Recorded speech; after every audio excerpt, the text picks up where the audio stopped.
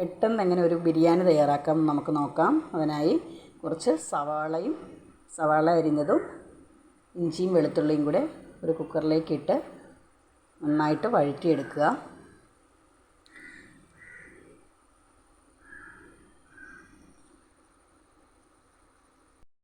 ഇതിലേക്ക് 2 പച്ചമുളകും കൂടെ ചേർത്ത് കൊടുക്കാം.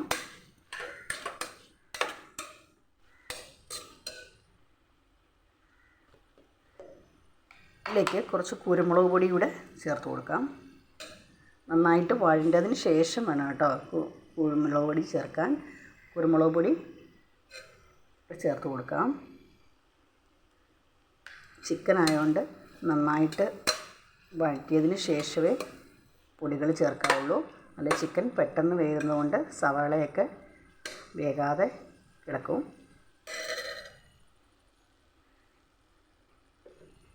അതിലേക്ക് കുറച്ച് മഞ്ഞൾപ്പൊടിയും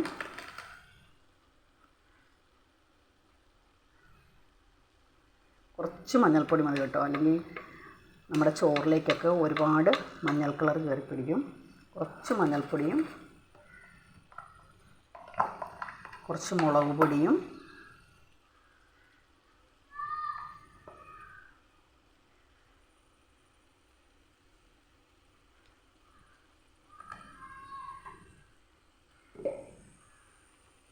കുറച്ച് ഗരം മസാലപ്പൊടിയും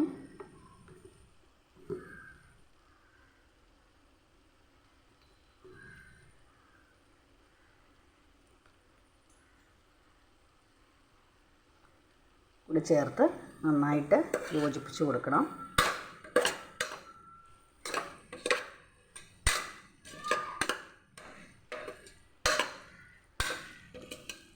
ഇച്ചിരി എരിവിൻ്റെ കുറവുണ്ടെങ്കിൽ ഇച്ചിരി കൂടെ മുളക് പൊടി ചേർത്ത് കൊടുക്കാം.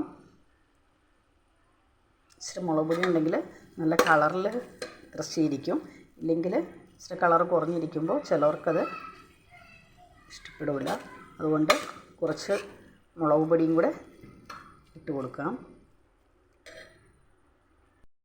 ഇതിലേക്ക് കുറച്ച് പുതിനയില ഉണ്ടെങ്കിൽ മല്ലിയില ഉണ്ടെങ്കിൽ അത് ചേർത്ത് കൊടുക്കാം. ഇവിടെ പുതിനയില എൻ്റെ കയ്യിൽ ഇപ്പോൾ ഇല്ലാത്തതുകൊണ്ട് നമുക്ക് അതിന് പുതിനയിലയ്ക്ക് പകരമുള്ള ഒരു ലീഫ് ഉണ്ടല്ലോ, ആ ലീഫ് നമുക്കൊന്ന് ചേർത്ത് കൊടുക്കുന്നുണ്ട്. നന്നായിട്ട് സവാള വഴണ്ട് കിട്ടിയിട്ടുണ്ട്. അതിലേക്ക് നമുക്ക് ഇറച്ചി ചേർത്ത് നന്നായിട്ട് ഇളക്കിയെടുക്കാം.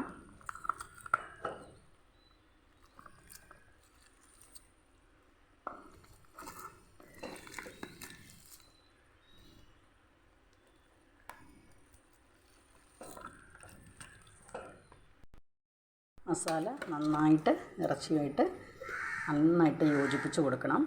വെള്ളം നന്നായിട്ട് കളഞ്ഞിട്ട് വേണം കേട്ടോ ഇറച്ചി ചേർത്ത് കൊടുക്കാൻ, അല്ലെങ്കിൽ ഒരുപാട് വെള്ളം വരും.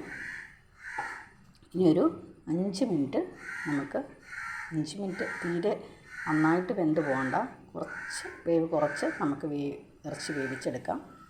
ദമ്മിടുമ്പോൾ ബാക്കി കൂടെ വെന്തോളൂ.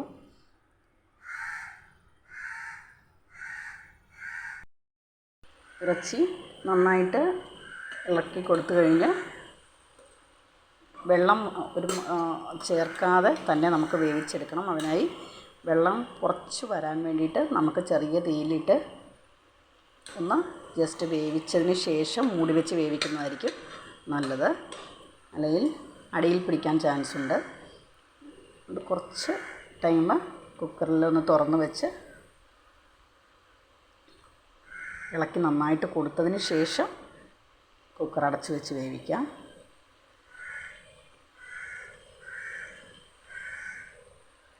അതായി വരുന്ന സമയം കൊണ്ട് നമുക്ക് ഒരു കലത്തിലേക്ക് അരി വേവിച്ചെടുക്കാനുള്ള വെള്ളം തിളപ്പിക്കാൻ വെക്കാം.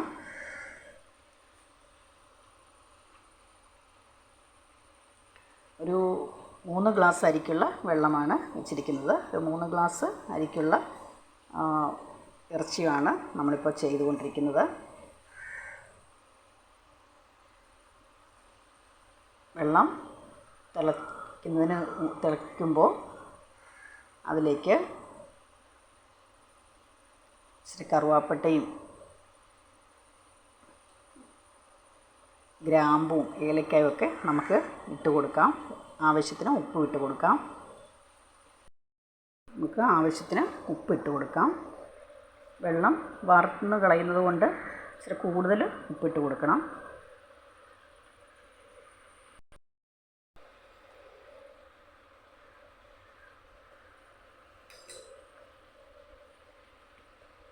അതിലേക്ക് കുറച്ച് ചോറിനെ എരിവ് കിട്ടാനായിട്ട് കുറച്ച് കുരുമുളക് പൊടി കൂടെ ചേർത്ത് കൊടുക്കുന്നുണ്ട്. കുരുമുളക് ചതച്ചതായിരിക്കും കൂടുതൽ നല്ലത്. എൻ്റെ കയ്യിൽ കുരുമുളക് പൊടി ആയതുകൊണ്ട് അതാണ് ഇട്ട് കൊടുക്കുന്നത്.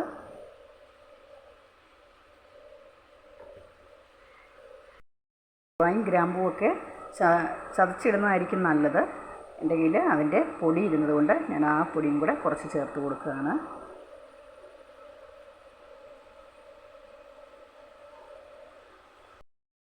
തിളയ്ക്കുന്നവരെ നമുക്ക് വെയിറ്റ് ചെയ്യാം.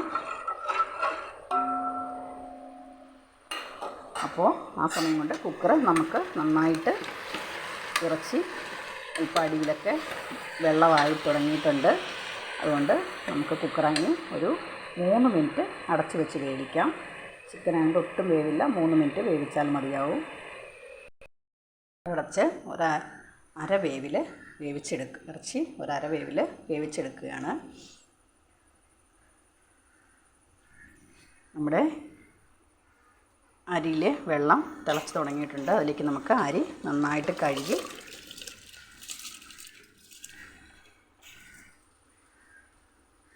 ഇട്ട് കൊടുക്കാം.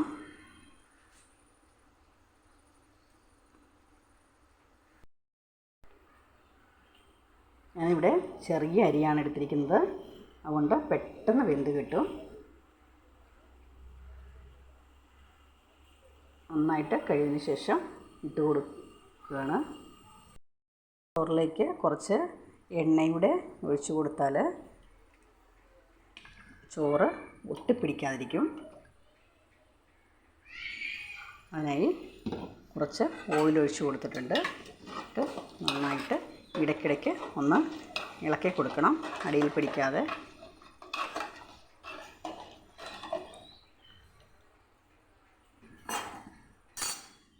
കുക്കറിൽ 2 മിനിറ്റ് ആയിട്ടുണ്ട്. നമുക്കിനി കുക്കറിൽ ഗ്യാസ് ഓഫ് ചെയ്യാം. ഒരു വിസിലേ അടിച്ചിട്ടുള്ളൂ കേട്ടോ, അധികം വേണ്ടാത്തതുകൊണ്ട്.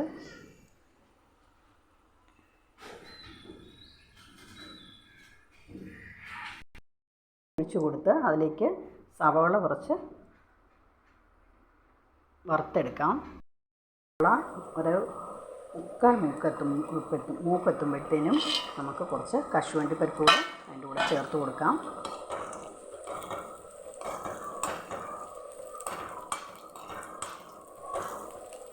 കശുവണ്ടി പരിപ്പ് അല്പം മൂപ്പുള്ളതുകൊണ്ട് ഒരു സവാള ഒരു 3/4 മൂപ്പെത്തുമ്പോഴത്തേനും അതിൻ്റെ കൂടെ നമുക്ക് ചേർത്ത് കൊടുക്കാം. കശുവണ്ടിപ്പരിപ്പ് മൂത്ത് വരുമ്പോഴത്തേനും കുറച്ച് ഉണക്കമുന്തിരി ഇവിടെ ചേർത്ത് കൊടുക്കുന്നുണ്ട്. മുന്തിരി പെട്ടെന്നാകുന്നതുകൊണ്ട് പെട്ടെന്ന് തന്നെ നമുക്ക് ഓഫ് ചെയ്യാം. തക്കാളി ഇടാൻ മറന്നു പോയതുകൊണ്ട് തക്കാളി കൂടെ ഒന്നുകൂടെ ഇറച്ചി വെന്തപ്പോൾ ആഡ് ചെയ്ത് കൊടുത്തിട്ടുണ്ട്. പകുതി വേവായതുകൊണ്ട് ഇതില്ല. നന്നായിട്ട് വെള്ളം ഇത്രയും വറ്റിച്ചെടുത്താൽ മതി.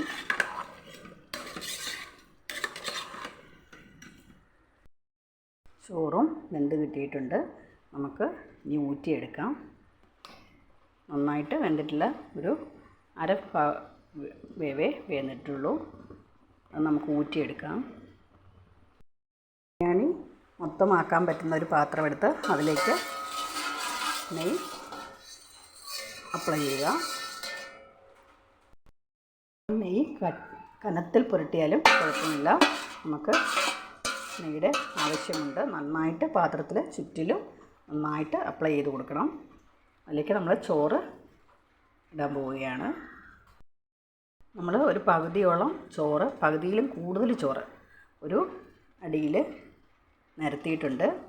പകുതിയിലും കൂടുതൽ ഒരു 3/4 ഭാഗത്തോളം ചോറും ആദ്യം തന്നെ നിരത്തുന്നതായിരിക്കും നല്ലത്.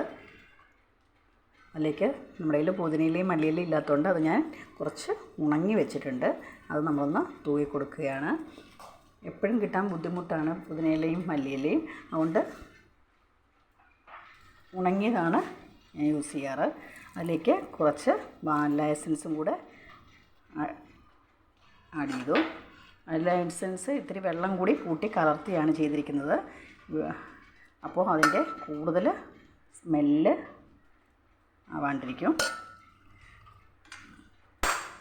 അതിലേക്ക് നമ്മൾ സവാളയും കപ്പലണ്ടിയും മുന്തിരിയും വറുത്ത് വെച്ചിരിക്കുന്നത്, അതിലേക്ക് ഞാൻ കുറച്ച് പൈനാപ്പിളും കൂടെ ചേർത്തിട്ടുണ്ട്. അത് നമ്മളൊന്ന് ഇട്ട് കൊടുക്കുകയാണ്. എല്ലാം സെപ്പറേറ്റ് ഇട്ട് കൊടുത്താലും കുഴപ്പമില്ല. ഞാനിപ്പോൾ എല്ലാവരും എല്ലാം ഒന്നിച്ചാണ് ഇട്ട് കൊടുത്തിരിക്കുന്നത്.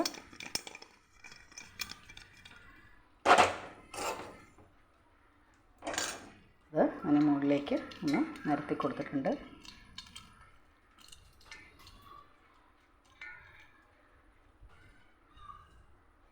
നന്നായിട്ട് നിരത്തി കൊടുക്കുക. ഇത് എടുത്ത് വെച്ചിട്ടുണ്ട് ഏറ്റവും മുകളിൽ ഇടാനായിട്ട്. നെയ്യും കൂടെ ചേർത്ത് കൊടുക്കാം.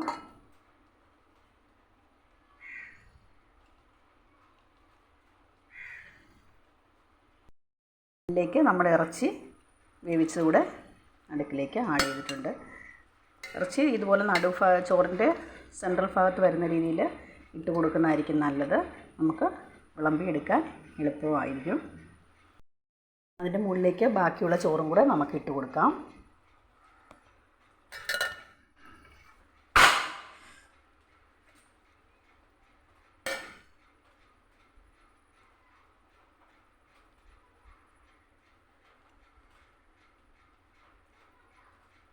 ഇത് നന്നായിട്ട് നിരത്തി വെക്കാം. മുകളിലായി നമുക്ക് സവാളയുടെ ബാക്കി മുന്തിരിയും നട്ട്സും സവാളയും കൂടെ വറുത്തതും കൂടെ ഒന്നുകൂടെ ആഡ് ചെയ്ത് കൊടുക്കാം. കുറച്ച് നെയ്യും കൂടെ ചേർത്ത് കൊടുക്കാം.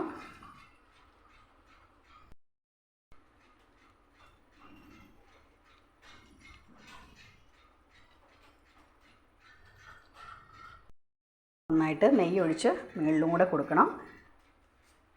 നെയ്യ് അല്പം ചൂടാക്കി ലൂസാക്കി വെച്ചാൽ എളുപ്പമുണ്ട് ഒഴിക്കാൻ. ഇനി ചെറിയ തീയിലിട്ട് നമുക്ക് ദം ചെയ്തെടുക്കാം.